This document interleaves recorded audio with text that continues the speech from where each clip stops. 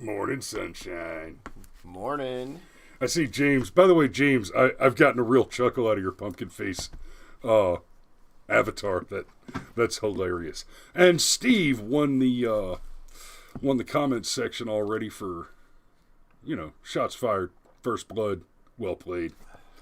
Morning, Striker. Good morning, Steve Riker. And speaking of Steve Rikes. Oh, there you go. It's dad puns. 8 children between us. There we go. Yeah, we're not normally a sports show, but... My favorite new dad pun is, hey, I got a new pen. It writes underwater. Really? That's amazing. It writes other words, too. Yes. Yes, I have seen this pun. We're not normally a sports show, and yet sometimes things happen, and Morning Bubbles... excuse me. Good morning, Krista. Let's be clear. And yeah, happy All Saints Day. And to be clear, we're normally not a sports show because I don't give two shits about professional sports. Like when we all started boycotting all the sports teams because sports ball went super woke, I was unaffected. Yeah. I was affected. I liked the football. I know you do. I don't watch the pro football anymore, though, because... Nope. And don't... Thankfully, though, college football has been infected with a streak of Let's Go Brandon. Yes. So I can all professional sports have been infected with a streak of Let's Go Brandon. For example... somebody actually hired an airplane to fly over Game 5, over the Braves Stadium for Game 5. And it's not a great picture, but you can see it. Somebody associated with or fans of, I don't know who it was exactly, but it says brought to you by the Patriots at Getter, Gettr, which is a Twitter alternative, which we should explore, by the way. Yeah, well. But, so many platforms already. Morning, Megan. But somebody flew a Let's Go Brandon banner over the stadium yesterday. And that warms my heart. Yeah, that's it warms the cockles. In the subcockle area. Somewhere down deep in the subcockle region. Yeah, I'm not going to go on the whole Dennis Leary. It's like wearing thick socks. Toes are subcockle. Right. But only in the wintertime, because thick socks suck in the summer. Yeah, dude. Anyhow, so it was kind of an interesting weekend for Atlanta sports, because it's funny. The president flew in for Saturday's game. Yes, he did. And yeah. And I want to be clear. It is still President Trump. And that's not to say I'm not saying that Donald Trump is still the president. What I want to point something out that has aggravated the shit out of me. People don't say former President Barack Obama or former President Bill Clinton or no. It's a lifetime title. Right? After you're the president of the United States, you are president such and such forever. All this shit you keep seeing former President Trump, that's some gaslighting. Just to drive the knife in. That's something that the leftist media is doing to rub the election situation in your face. Yeah. Just, it's never been former president before. That's not something we do. Apparently, when you retire from the army as a general or a sergeant major, you continue to be General so and so, or, for example, your Majesty Sergeant Major Lowry, right? You might add retired to the top end of it, but not former. Right. You didn't stop being a general. Or it's like getting the doctor honorific for doing a whole bunch of extra schooling. Like, they can't take the DR period away from you. Correct. You're still qualified to teach. So. Unless you're Fauci. Yeah. Not going there. Speaking of Fauci, none of us got AIDS from our Halloween candy last night. Oh! Oh. Hey, well, good news is It's real easy to wear a mask on Halloween. Yeah, I want to do a whole thing about the masks and the left's deification of criminality.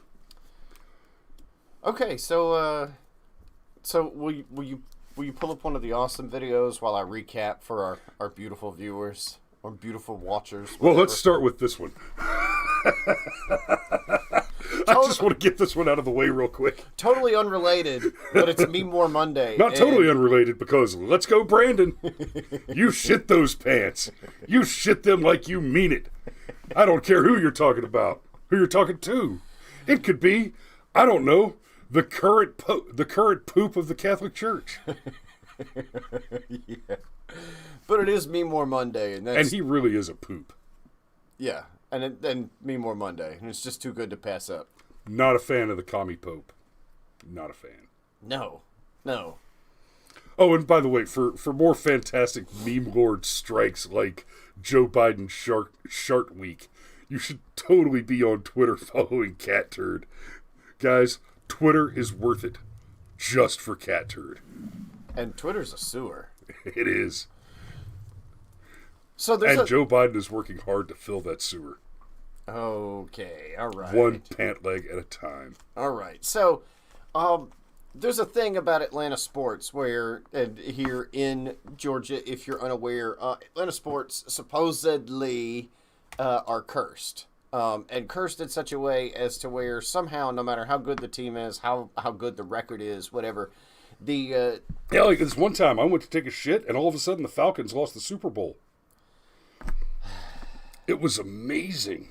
Yes. Yeah, I was going to reference that. It's 28-3. It's like the football game I've watched in the last 3 decades. Yeah, that being the strongest example. But basically, it goes something like this. Atlanta will come this close to winning whatever championship or series or whatever, and then at the last possible moment, either through incompetence, bad luck, or just like literal hand of God things that just reach in out of nowhere, Atlanta does not win whatever title they're competing for. If you're a college football fan, you've seen the Bulldogs go. You've seen them go to the national title game and not get national titles a few times over the past decade, and Thank you, Krista. I didn't see. Look, But anyhow, Saturday was a good day. Okay, the Bulldogs absolutely trounced the Gators, 34-7, and then we beat the Astros and held the Astros to 0 runs, which is important because on paper, the Astros have got one of the strongest offenses in Major League Baseball in quite some time. So yeah, and then another interesting thing happened on Saturday that I think, just because I'm a big believer in mimetic magic. Magic. Yeah, something like that. That happened on Saturday that contributed to the Braves' win over the Astros. And can we do the thing? Yeah, I was going to show him the other one, but I don't have it.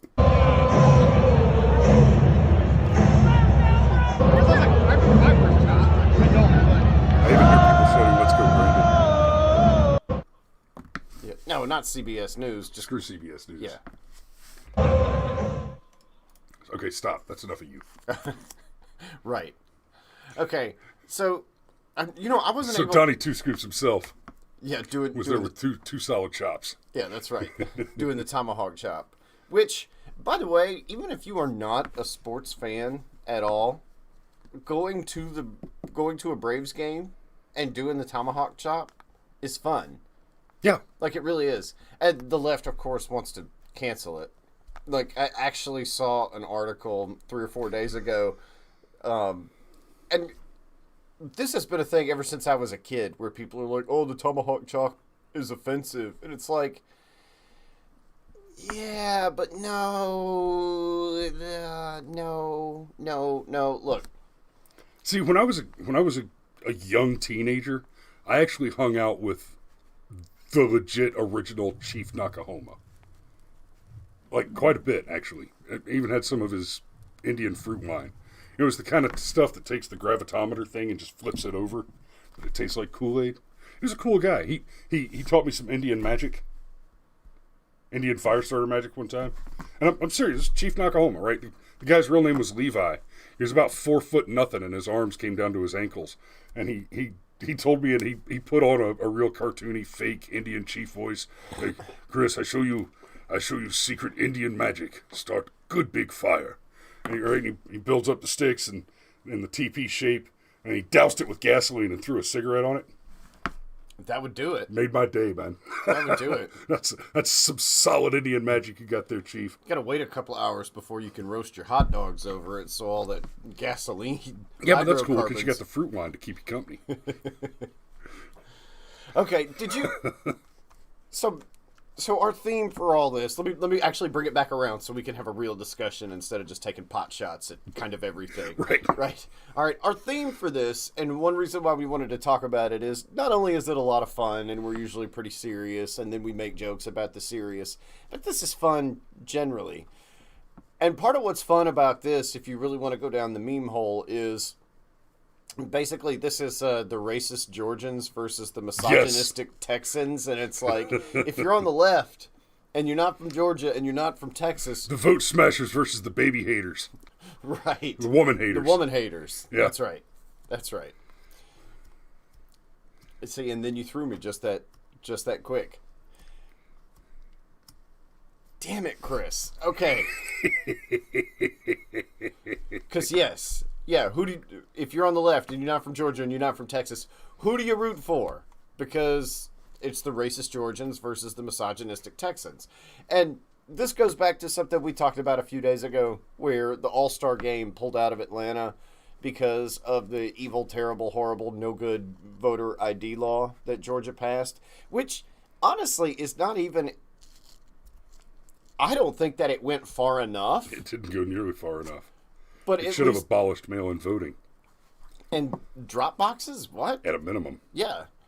So, and part of what the left is relying on with regard to the Georgia law, and I've said this before, and I'm not going to spend too much time on it, is the fact that there are some precincts in like Cobb County and Gwinnett County that already had Sunday voting, and technically the new Georgia voting law restricts the number of Sundays they can have Sunday voting. So, ergo, they can say, you have restricted my access to voting.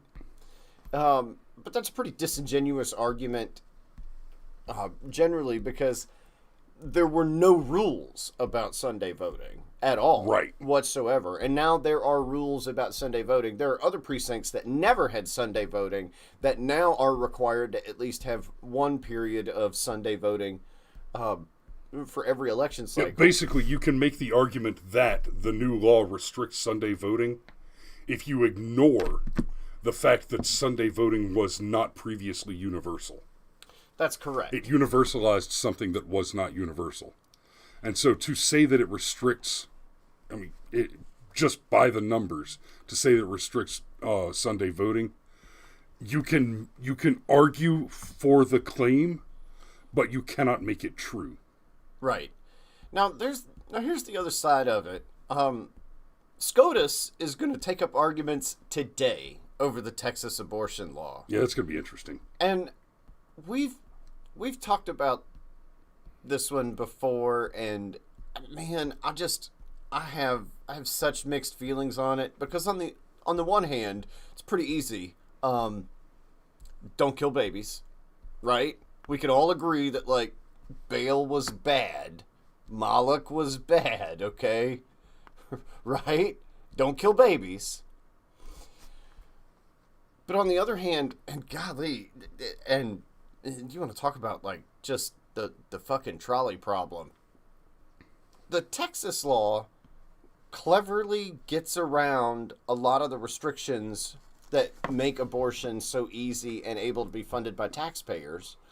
And it encourages one citizen to report another citizen.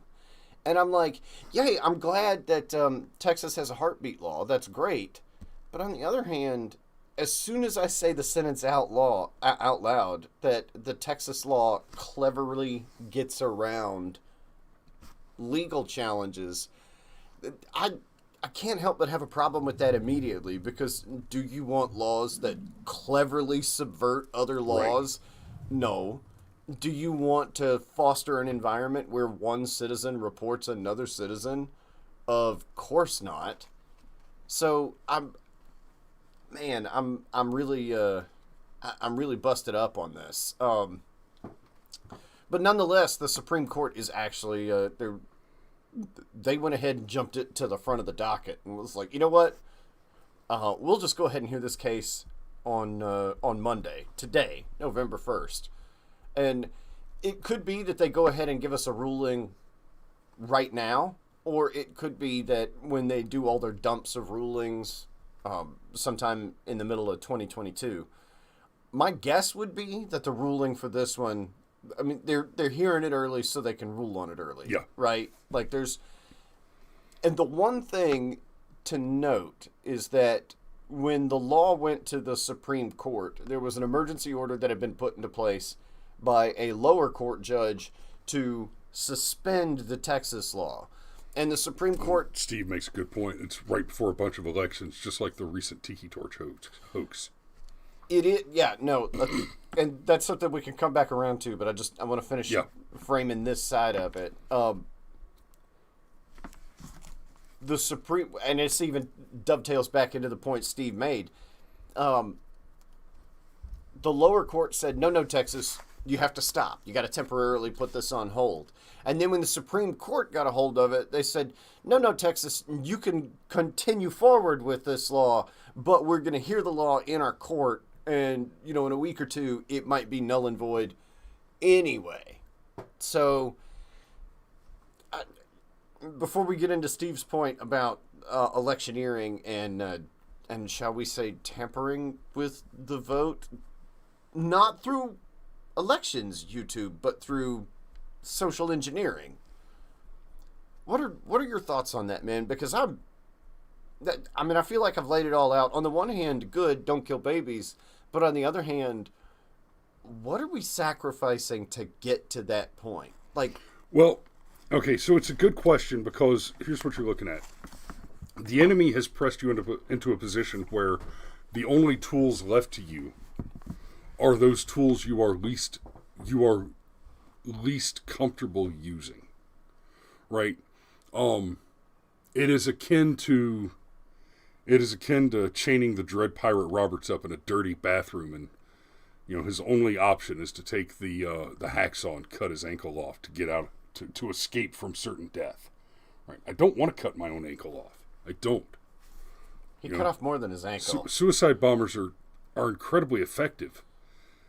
And they're very difficult to difficult to countermeasure against, but that doesn't necessarily mean that we want to start strapping on IED vests. So, what we have in the Texas law, like you said, it's a little shady to have to seek a workaround, but you're looking at a situation where the government has decided that infanticide is not only morally tolerable, but it is such a perfect moral good that it should be funded through taxpayer dollars under the Common Welfare Clause. And that,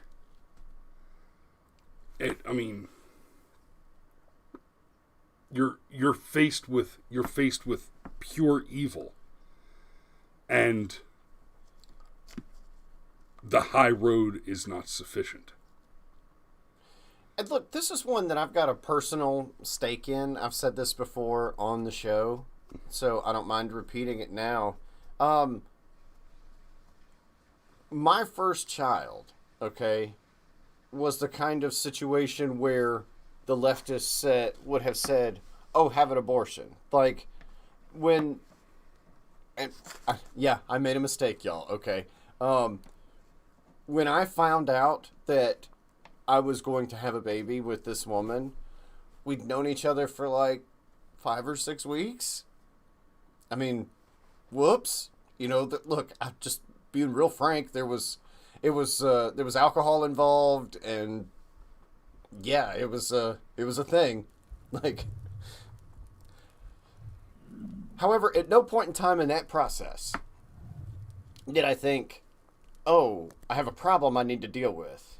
After I got over the initial shock of she's pregnant, like literally the very next thought that I had was, I'm going to have a baby.